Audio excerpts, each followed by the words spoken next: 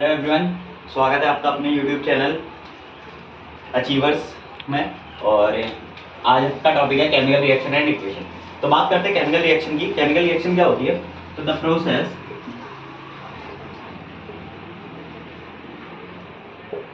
In which new substances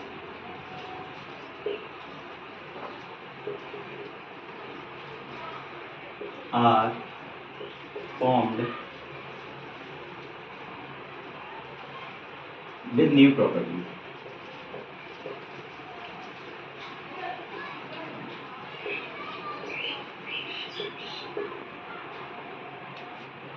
is called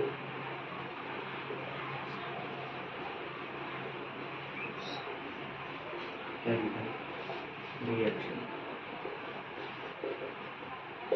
इसको chemical reaction. तो chemical reaction क्या होती है? The process in which new substances are formed with new properties is called chemical reaction. यानी कि ऐसी process जिसमें न्यू सब्सटेंस फॉर्म होते हैं, यानी कि नए सब्सटेंस बनते हैं जिनकी अपनी क्या होती है, न्यू प्रॉपर्टीज होती है, उन्हें हम क्या बोलते हैं? Chemical reaction. अगर हम एग्जांपल की बात करें, C+O2 gives CO। ठीक है, फिर देखिए ये कार्बन था, इसमें हमने ऑक्सीजन के साथ रिएक्शन कराई तो इसने क्या दिया हमें? CO2, यानी कि ये कार्बन डाइऑक्साइड बोलते हैं इसे। ठीक है, तो कार्बन डाइऑक्साइड दिया। अब इस कार्बन की जो प्रॉपर्टी है वो अपनी अलग है, ऑक्सीजन की जो प्रॉपर्टी है वो अपनी अलग है। ठीक है, लेकिन CO2 की जो प्रॉपर्टी है वो अपनी अलग है। तो इन दोनों की रिएक्शन से हमें एक नया सब्सटेंस मिला जिसे हम क्या बोलते हैं? Carbon dioxide. ठीक है, ना ये कार्बन है ना ही ये ऑक्सीजन, ही क्या है? Carbon dioxide. इसकी अपनी अलग प्रॉपर्टी है, इसकी अपनी अलग प्रॉपर्टी है, इसकी अपनी अलग प्रॉपर्टी है। कैसे? देखिए, कार्बन की प्रॉपर्टी क्या है कि वो जलता है। क्या होता है? बर्न होता है, जलता है। ऑक्सीजन की प्रॉपर्टी क्या है कि वो जलाने में हेल्प करता है, हेल्प इन बर्निंग। क्योंकि ऑक्सीजन के बिना जल नहीं सकती कोई चीज। और CO2 की प्रॉपर्टी क्या है? वो आग को बुझाने का काम करता है, यानी कि एक्सटिंग्विश करने का काम करता है। एक्सटिंग्विश करने का काम करता है, यानी कि बुझाने का काम करता है। तो इसकी क्या हुई? इसकी प्रॉपर्टी इन दोनों की प्रॉपर्टी पे डिपेंड नहीं कर रही है, इसकी प्रॉपर्टी जो है वो अलग है, अपनी इंडिविजुअल प्रॉपर्टी है। ठीक है, तो ऐसी प्रोसेस जिसमें न्यू सब्सटेंस बनते हैं अपनी न्यू प्रॉपर्टी के साथ, उस प्रोसेस को हम क्या बोलते हैं? Chemical reaction. अब केमिकल रिएक्शन में एक चीज ध्यान रखने वाली ये है कि केमिकल रिएक्शन में कोई नया सब्सटेंस नहीं बनता, बस एटम का क्या होता है? अरेंजमेंट, रीअरेंजमेंट हो जाता है। ठीक है, अरेंजमेंट अलग अलग तरीके से हो जाता है एटम्स का।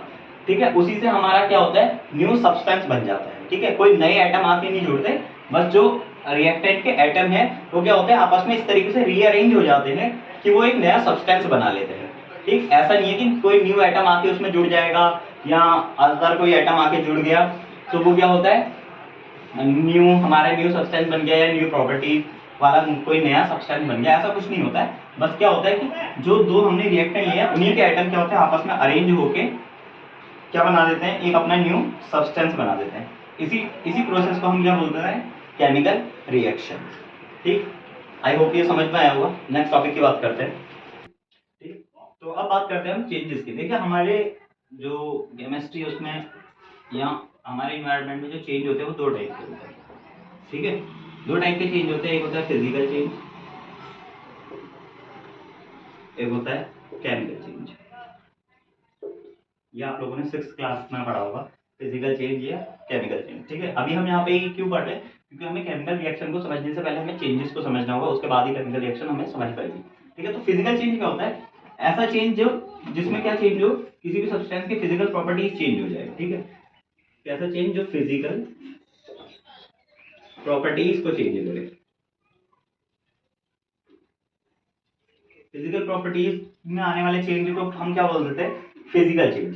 फिजिकल प्रॉपर्टीज क्या होती है? जैसे शेप हो गया, साइज हो गया या कलर हो गया। ठीक है, इनमें चेंज आने को हम क्या बोल देते हैं? फिजिकल चेंज होता है। इसमें कोई न्यू सब्सटेंस नहीं बनता। ठीक है, सबसे बड़ी बात होती है फिजिकल चेंज की, इसमें न्यू सब्सटेंस नहीं बनता, बस उसकी फिजिकल प्रॉपर्टीज में चेंज आता है, शेप, साइज या कलर में चेंज आ जाता है, और भी एक्सेट्रा फिजिकल प्रॉपर्टीज होती है उनमें चेंज हो जाता है। अब केमिकल चेंज की बात करें, केमिकल चेंज में क्या होता है? केमिकल चेंज में होता है एटम्स का रीअरेंजमेंट।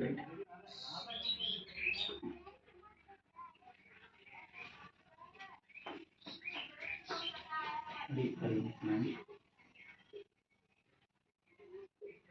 of atoms।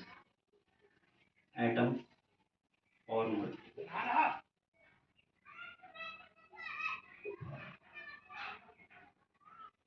ठीक है, केमिकल चेंज में क्या होता है, एटम्स या मॉलिक्यूल्स का क्या होता है, रीअरेंजमेंट होता है, जिसकी वजह से क्या फॉर्म होते हैं, न्यू सब्सटेंसेस फॉर्म हो जाते हैं।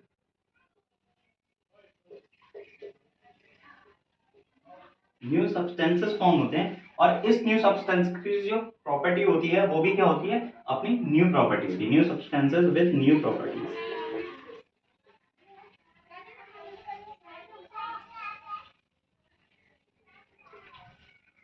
न्यू प्रॉपर्टीज के साथ अपनी न्यू सब्सटेंसेस क्या होते हैं, बनते हैं, और उस टाइप को हम क्या बोल देते हैं, केमिकल चेंज। ठीक है, तो केमिकल चेंज में क्या होता है, एटम या मॉलिक्यूल का रीअरेंजमेंट होता है, जिसकी वजह से न्यू सब्सटेंसेस बनते हैं और उनकी अपनी क्या होती है, न्यू प्रॉपर्टीज होती है। ठीक है, इस केमिकल चेंज को दिखाने की प्रोसेस या इस केमिकल चेंज की ही प्रोसेस को हम क्या बोल देते हैं, केमिकल रिएक्शन बोल देते हैं। इस केमिकल चेंज की प्रोसेस को ही हम क्या बोल देते हैं, केमिकल रिएक्शन। जैसे आपने सुना होगा कि लोहे पे जंग लगना, ठीक है, रस्टिंग इन आयरन, रस्टिंग इन आयरन, रस्टिंग इन आयरन, ये एग्जांपल है किसका, केमिकल चेंज का। ये केमिकल चेंज का एग्जांपल है। अब रस्ट जो होता है, रस्टिंग इन आयरन किसकी वजह से होता है, यानी कि आयरन पर रस्ट लग गया। रस्ट जो होता है वो क्या होता है, उसका केमिकल फॉर्मूला क्या होता है, Fe2O3।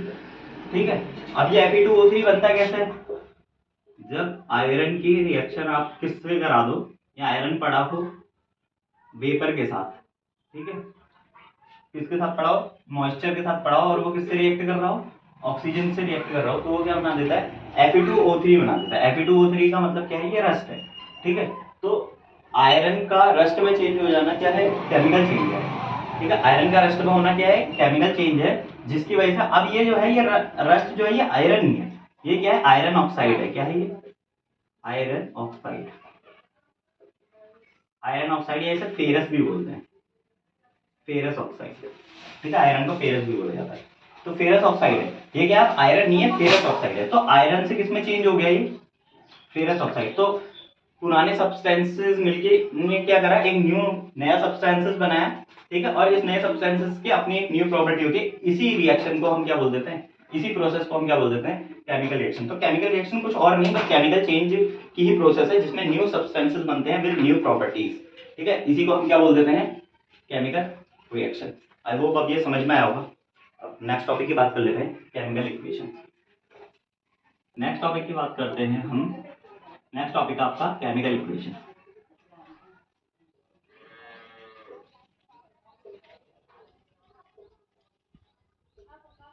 केमिकल इक्वेशन, तो केमिकल इक्वेशन क्या होता है, representation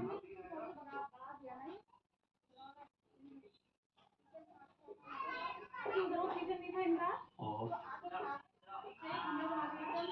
chemical reaction, the representation of chemical reaction with the help of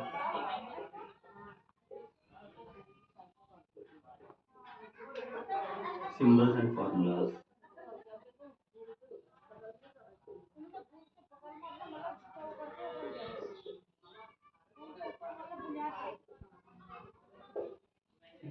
तो केमिकल इक्वेशन क्या होती है, केमिकल इक्वेशन है the representation of chemical reaction with the help of symbols and formulas.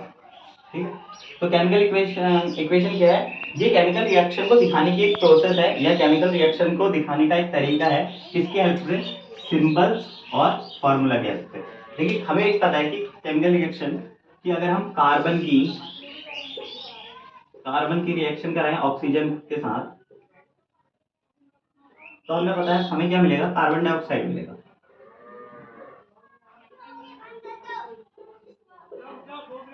Oxide, ये reaction है। ठीक है, अब इस केमिकल रिएक्शन को हमने क्या करना है, सिंबल और फार्मूला के साथ लिखना है। उसी चीज को हम क्या बोल देते हैं, केमिकल इक्वेशन। ये केमिकल रिएक्शन है। अब इसको हम कार्बन को पूरा कार्बन ना लिख के सी लिखे, ऑक्सीजन को पूरा ऑक्सीजन ना लिख के O2 लिखे, और कार्बन डाइऑक्साइड को पूरा लिख के CO2 लिखे। ठीक है, तो ये क्या है, ये हमने क्या करा, केमिकल रिएक्शन को दिखाया किससे, सिंबल से और फॉर्मूला से। ठीक है, तो इसी को हम क्या बोल देते हैं, केमिकल इक्वेशन। ठीक, तो ये था आज का topic, chemical reaction and equation, जो क्लास 10th का पहला चैप्टर है। इससे इसके आगे भी बहुत सारी बातें होनी है जो हम आगे करेंगे। तब तक के लिए इसको यही विराम देते हैं, और आई होप आपको ये वीडियो पसंद आई होगी। तो लाइक कीजिए, सब्सक्राइब कीजिए एंड शेयर कीजिए, और कमेंट की बहुत ज़्यादा ज़रूरत होती है आपके, तो कमेंट भी कीजिए। Thank you.